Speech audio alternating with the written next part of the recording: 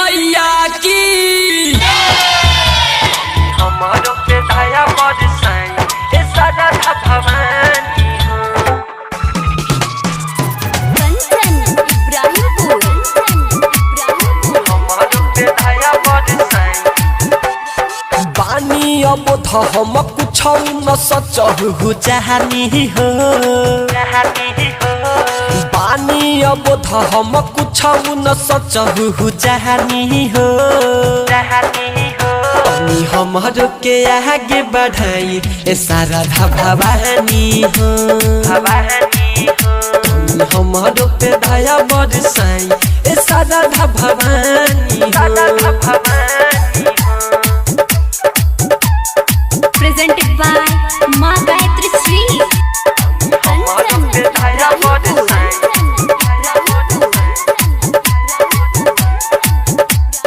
हमारो पे दया बरसाई ए सारा भवानी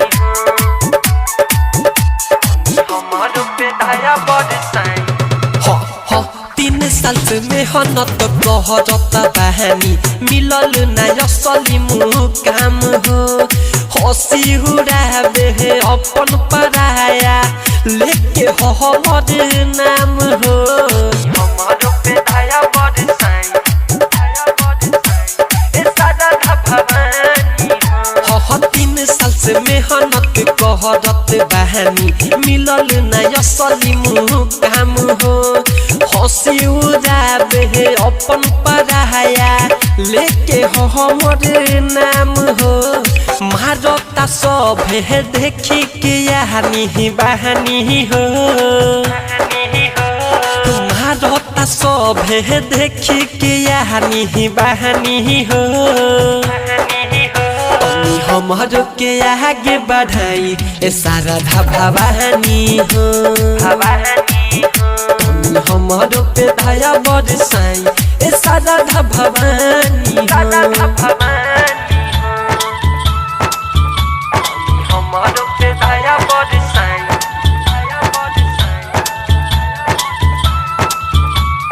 हमारो पे दया बरसाई ए सारा भवानी हमारो पे दया बरसाई कंचन इब्राहिमपुर हमारो पे दया बरसाई ए सारा भवानी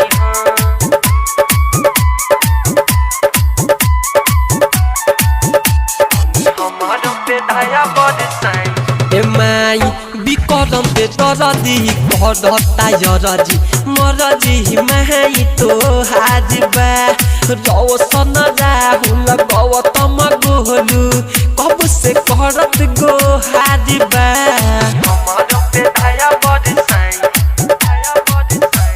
ए सारा भवानी बिकरम पे तरदी करता यरजी मरजी माई तो हाजबा रौशन राहुल गौतम गोलू कब से करत गो हाजबा बेटा के अपना जिंदगी सवारी मानी हो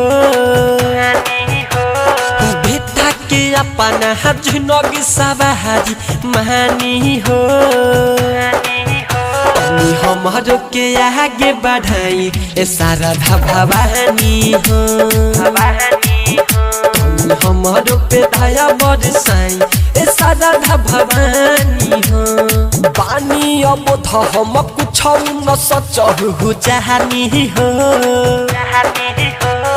बानी अब हम कुछ न सचहु जहानी हो हमारो के आगे बढ़ाई ए सारा भवानी हो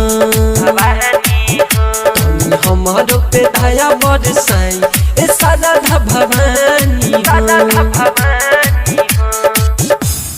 माँ गायत्री रिकॉर्डिंग स्टूडियो मलंगवा सरलाही।